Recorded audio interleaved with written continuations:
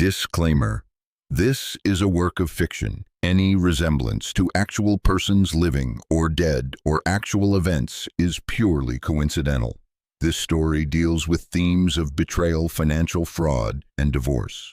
I got the divorce papers by email while I was still in the desert. 14 years of marriage dissolved into a PDF attachment sent to my military account like it was just another logistics report. My name is Marcus Chen, 43 years old, Master Sergeant with the 101st Airborne. I'd been stationed at Al-Assad Air Base in Iraq for 5 months. When Lisa decided she couldn't wait anymore, the subject line read, "Time to move forward." The message itself was barely 3 lines. She'd filed the paperwork, transferred our savings, and her fitness instructor Ryan was already living in our townhouse in Seattle. I read the email twice in the sweltering heat of the communications tent, closed my laptop, walked to the showers, got dressed for patrol, said nothing to anyone. Rodriguez, my squad leader, caught my expression during gear check. "You good, Chen?" "Yeah," I said, adjusting my tactical vest. "Just home stuff." He nodded once. 20 years in, we all knew when to leave things alone. The desert has a way of stripping everything down to essentials, and whatever was happening 8,000 miles away couldn't matter right now. Not when we had a mission in 2 hours. Truth is, I wasn't shocked. The signs had been accumulating like sand in the corners of our tent, subtle, at first, then impossible to ignore. 6 months before deployment, Lisa had transformed. New spin classes at 5 a.m., working late at the physiotherapy clinic where she managed accounts, weekend conferences that didn't match any professional calendar I could find, different perfume, different passwords, different person. I hadn't confronted her. That's not my way. My father, who'd served in Vietnam, taught me to observe before acting, to prepare for all contingencies. In war and life, he'd say the one who panics first loses. So I'd prepared, quietly. 3 months before shipping out, I'd secured our important documents in a safety deposit box downtown. Birth certificates, my parents' immigration papers, the deed to our townhouse, in my name alone, thanks to the VA loan, my grandmother's jade bracelet that she'd carried from Taiwan. I opened a separate account at a credit union near base, diverting a portion of my combat pay. Not enough to raise questions, but enough to ensure I wouldn't be starting from zero. The night before deployment, Lisa drove me to SeaTac Airport. She hugged me at security, said, "Come back safe," but her eyes were already somewhere else, checking her phone, checking the time, checking out. "I love you," I said, testing. "Me too," she replied, already turning away. In the desert, time moves differently. Days blur into patrols, maintenance briefings. But that email created a before and after. 2 weeks later, I was eating powdered eggs in the mess hall when my phone buzzed. Bank notification. Another withdrawal, $47,300, nearly everything we'd saved over 14 years. Martinez glanced over. "Bad news, Sarge." I locked my phone. "Just bank stuff." That night, I called our bank from the MWR Center. Lisa had been systematically draining our accounts since the day I'd deployed. Small transfers, at first 500 here, 1,000 there, then bigger chunks, the joint savings we'd built for a house down payment for starting a family we'd never have gone. Transferred to accounts I didn't recognize.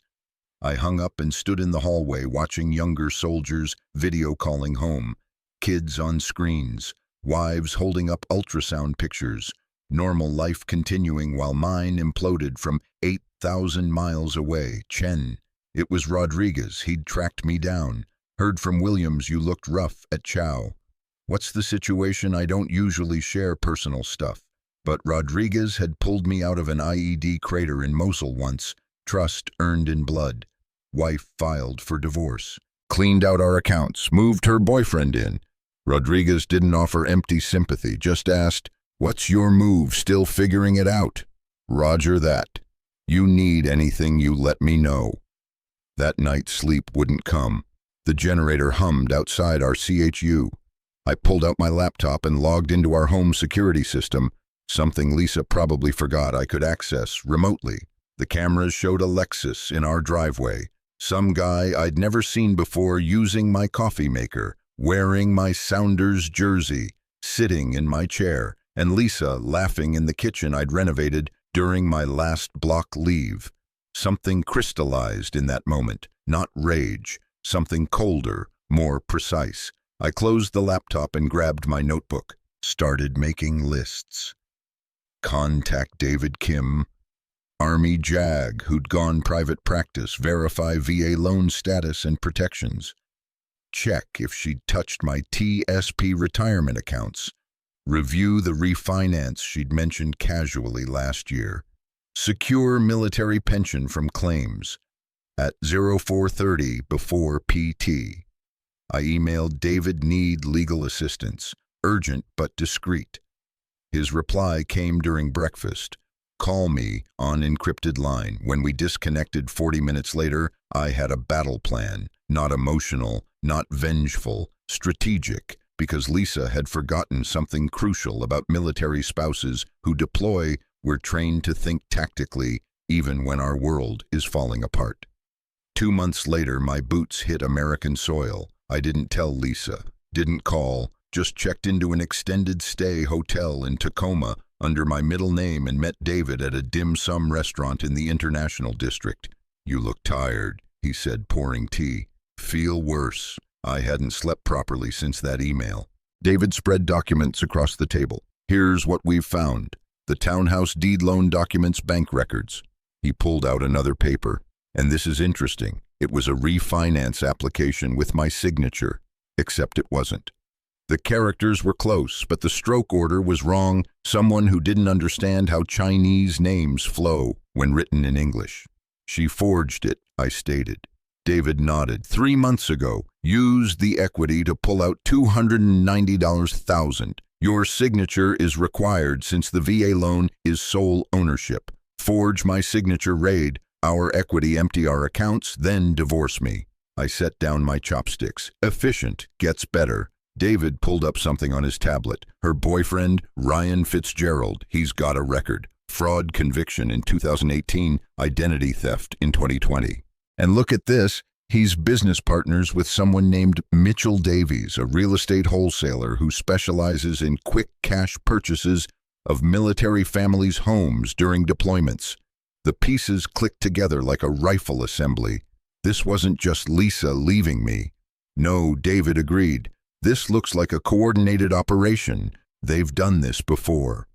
The next morning I drove past our townhouse. Ryan's Lexus was gone, but Lisa's Prius sat in the driveway. I parked down the street, watching, thinking about knocking, confronting her, but that wasn't the plan. Instead, I drove to Sound Credit Union, met with the fraud investigator, showed military ID, showed real signatures versus forged ones, watched his face pale as he realized the implications.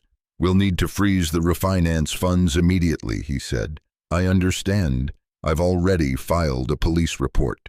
That night, my phone lit up, Lisa calling. I let it ring through to voicemail. Marcus, what did you do? Ryan said someone's been asking questions at the bank. This is about the divorce, isn't it? We can talk about this like adults. Like adults. The same phrase from her email. I didn't respond. The next day, I went to the courthouse, filed paperwork contesting the refinance due to fraud, put a notice that no changes to the property could happen without my physical presence. 2 days later, Lisa texted, "Why are you doing this? Ryan says you're being vindictive. If this is about money, we can work something out." I didn't reply, but I did forward the text to David. David called that afternoon. They're panicking. Also, your wife's boyfriend got pulled over this morning, driving your truck, the one titled in your name, and suspended license from a previous DUI. They impounded it. But here's the interesting part. They found blank prescription pads from the physical therapy clinic where Lisa works. I sat down on the hotel bed. This was spiraling beyond what I'd imagined. She's stealing prescription pads. Looks like it. The clinic filed a report 2 weeks ago about missing pads. Police are connecting dots. Part of me wanted to warn Lisa. 14 years of marriage creates habits hard to break. But then I remembered the security footage, my life parceled out to a stranger while I was defending the country that gave my parents refuge. What's next, I asked. We let them hang themselves. And Marcus, the FBI's Financial Crimes Division, is interested. This crosses state lines, involves VA loans, targets military families. They want to meet. I met the FBI agents at their Seattle field office. Special Agents Takahashi and Morrison. They had files spread across a conference table, photos, bank records, text messages. Your case isn't isolated, Agent Morrison explained. Ryan Fitzgerald and Mitchell Davies have been running this scheme for 3 years. They target military spouses during deployments, usually through fitness clubs or therapy clinics. Romance develops, then financial exploitation. How many, I asked. 17 confirmed so far. Washington, Oregon, California. You're the first to catch it in progress and document everything so thoroughly. Agent Takahashi leaned forward. What's your wife's involvement level? I thought about Lisa, the woman who'd cried at our wedding, who'd spent weeks learning to make my grandmother's dumplings, who'd visited my parents every Sunday while I was deployed the first time. I don't know, I admitted. Maybe she got swept up. Maybe she knew. Does it matter? For prosecution, yes. For you. Morrison shrugged. That's your call. They asked detailed questions, took copies of everything David and I had compiled. When we finished, Takahashi handed me her card. We'll be in touch. Meanwhile, don't contact your wife or Fitzgerald. We're building a RICO case. That evening, I drove through our old neighborhood, parked where I could see the townhouse. The lights were on. Normal life happening inside the walls. I'd painted the floors. I'd installed. My phone buzzed. Lisa, again, we need to talk. Meet me at Green Lake tomorrow, please. I showed David the text over Korean barbecue that night. Don't go, he advised. Nothing good comes from it. I won't, but I want to see what she does when she thinks I'm meeting her. The next morning, we parked across from the townhouse at 9:30. At 9:45, Lisa hurried out, got in her car, drove toward Green Lake. 20 minutes later, a Tesla pulled up. Mitchell Davies, according to David's research. Ryan came out to greet him. Should we follow? David asked. No need. I pulled out my phone. I installed cameras throughout the house 2 years ago. Cloud backup. David grinned. You didn't mention that. You didn't ask. I opened the security app. The feed showed Davies and Ryan in our living room. Davies was taking photos while Ryan pointed out features. List by Friday, Davies was saying, I've got a cash buyer ready. We'll list at $520. They'll offer $470. Quick close. What about the husband? Ryan asked. Lisa says he's making things difficult. Davies waved dismissively. Military guys fold under pressure. They've got careers to protect, security clearances to maintain. He'll take a buyout to make this go away quietly. I looked at David. He was already recording on his phone. I forwarded the security access to Agent Takahashi with a note happening now. 25 minutes later, our quiet street filled with FBI vehicles. I watched from down the block as agents led Davies and Ryan out in handcuffs. Lisa arrived just as they were loading evidence boxes. She stood on our lawn, hands pressed to her mouth, watching her carefully constructed new life collapse. My phone rang. Agent Takahashi got them discussing the conspiracy on tape. Wire fraud, racketeering, attempted trafficking, and stolen property. This is huge. What about Lisa? She's here. Hysterical. Claims she knew nothing about the larger scheme. I watched my wife of 14 years sobbing on our lawn, the same lawn where we'd hosted barbecues for my unit, where we'd planned to teach our kids to ride bikes. I just want what's legally mine, I said finally. And for other military families to be protected. Understood. The federal case moved with military efficiency. Ryan and Davies, facing decades in prison, turned on each other. The investigation uncovered 23 victim families across 4 states, millions in stolen assets. Lisa's lawyer contacted David within a week. She wants to settle, David told me over coffee. full restitution quitclaim on the house, waives any claim to your military pension or TSP. In exchange, you don't pursue criminal charges against her. She admits the forgery in writing, says Ryan manipulated her that she thought you were hiding assets overseas. Maybe that was true. Maybe she'd convinced herself of it. Either way, she'd made her choice the moment she sent that email to Iraq. I'll sign, I said. 6 months after that PDF arrived in the desert, our divorce was final. Clean break. Lisa disappeared. Her lawyer mentioned something about moving to Florida, starting over. I sold the townhouse. Couldn't live there anymore. The walls held too many ghosts. I used the money to buy 20 acres in the Cascade foothills. Built a small cabin with my own hands, the kind of work that clears your mind. Got a German Shepherd named Ranger. Started a contracting business specializing in accessibility modifications for disabled veterans. My military pension covered the lean months.